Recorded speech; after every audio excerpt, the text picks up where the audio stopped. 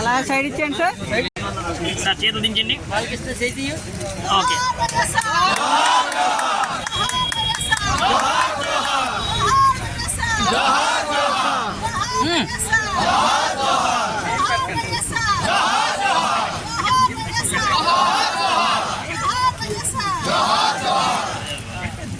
జగన్ జై జగన్ జై జగన్ జై జగన్ నాయకత్వం నాయకత్వం నాయకత్వం జై జగన్ జై జగన్ జై జగన్.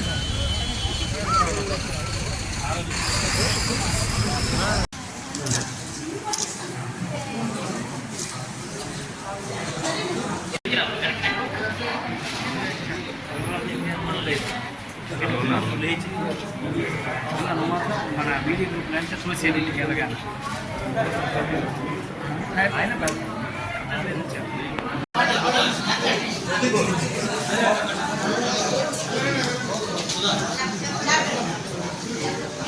హఠాత్ మరణంతో మరి ఆ ఉమ్మడి రాష్ట్రం అప్పుడు ఒక ఆంధ్రప్రదేశ్ కాదు, తెలంగాణ ఆంధ్రప్రదేశ్ కలిసినటువంటి రాష్ట్రంలో మరి అనేక మంది మొత్తం భారతదేశం అంతా 48 లక్షల ఇళ్ళు మాత్రమే 2014 నుంచి 2004 నుంచి 9 చేస్తే రాజశేఖర రెడ్డి గారు ఉమ్మడి రాష్ట్రం అయినటువంటి అప్పుడు తెలంగాణ ఆంధ్రాకి 45 లక్షలు కట్టించినట్టు మహానాయకుడు రాజశేఖర రెడ్డి గారు. అంటే ఎక్కడ కూడా కులమత వర్గ విభేదాలు లేకుండా పేద ప్రజల ధ్యేయమే తన లక్ష్యంతో పేద ప్రజల తనకు ఆరోగ్యం తన కర్తవ్యంగా భావిస్తాం, పేద ప్రజలు బాగా చదువుకోవాలి అని చూపిస్తూ వెళ్ళిన మహానాయకుడు హఠాత్ పడిన తర్వాత మరి మన జగనన్న గారు తండ్రి ఆశయాలు, తండ్రి తాలూకు ఆశలు తీర్చాలి, పేదరికం నిర్మూలించాలి, మహిళా అభ్యున్నతి తీసుకురావాలి, పేద ప్రజలు బాగా విద్యార్థులకు బాగా చదివించాలని అన్ని విధాలుగా తండ్రి ఆశయాలను ఆచరణ పెట్టిన మహానాయకుడు జగనన్న. మరి జగనన్న తండ్రి గారు రాజశేఖర రెడ్డి గారి 75వ జయంతి సందర్భంగా మనం మళ్ళీ మన దివంగత ధర్మాన్యత తాలూకా మార్గదర్శకమైనటువంటి సిద్ధాంతాన్ని మాట్లాడటం ఒక అదృష్టంగా భావిస్తూ వైఎస్ఆర్సీపీ నాయకులందరూ కూడా మరొకసారి నమస్కరిస్తూ మరి మనం ఓటమి పాలన అయినప్పటికీ కూడా ప్రజలు ఇచ్చిన తీర్పుకు మనం శిరసా వహించాలి. ప్రజలే దేవుళ్ళు కనుక ప్రజలు ఇచ్చిన తీర్పుని శిరసా వహిస్తూ మరి కూటమైనటువంటి బీజేపీ కానీ మరి ముఖ్యమంత్రి గారు చంద్రబాబు నాయుడు గారు కానీ ఉప ముఖ్యమంత్రి గారు పవన్ కళ్యాణ్ గారు కానీ మరి వాళ్ళు కుర్చీల్లో అయితే కూర్చునిపోయారు కానీ మరి పేద ప్రజలకు ఇవ్వాల్సిన హామీ వాగ్దానాలు ఒక్కటి కూడా తీర్చలేదు. ప్రతి నెల 1500 ఇస్తూ ఉన్నారు. 2,11 లక్షలు అవుతుంది. మన మహిళల్లో 40 లక్షల మహిళలకు మన పెన్షన్ పోయినప్పటికీ మరి తగ్గిన 1,75 లక్షల వరకు కూడా మహిళలు ఉన్నారు 18 నుంచి 59 సంవత్సరాలు. వాటికి ప్రతి నెల ఇస్తామన్న 1,520. మీరు వైఎస్ఆర్సీపీ ఫ్యాన్ ఓటేసిన వాళ్ళకి అల్లరి పెట్టడం కాదు అర్థం. మీరు ఇచ్చిన వాగ్దానం పూర్తి చేసుకోవడం ధర్మం, న్యాయం, నీతి, నిజాయితీ.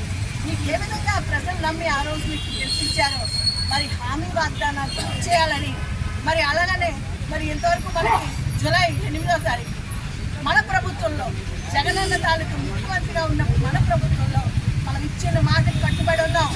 ఒక్కరోజు కూడా మాట తప్పలేదు. సంక్షేమ అభివృద్ధి క్యాలెండర్ని సమర్పిస్తూ ప్రతి ఒక్క రైతు భరోసా కానీ, విద్యాదీవెన కానీ, అమ్మఒడి కానీ ఒక్కటైనా ఈ గత 45 రోజులు ఒక్కటైనా అయిందా? ఒకటైనా చూసామా? మరి మీరు ఏ విధంగా విషం జల్లి ప్రజలకి మరి మోసం చేసి మరి ఏ విధంగా మరి ముందుకెళ్తున్నారో ప్రజల నమ్మకానికి ద్రోహం తలపెట్టకండి.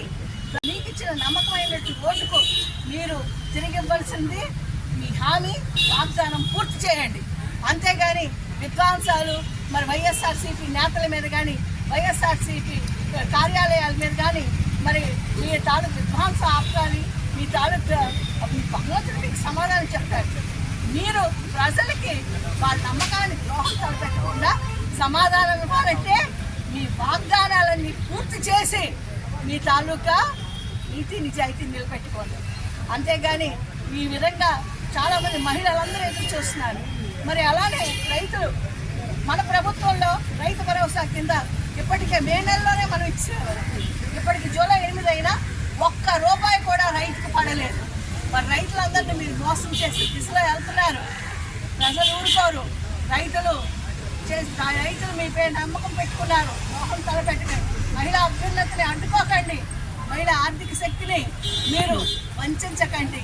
మరి పేదవాళ్ళ విద్యా దీవెన కానీ వసతి దీవెన కానీ ఇంతవరకు పడిన దాఖలు లేవు.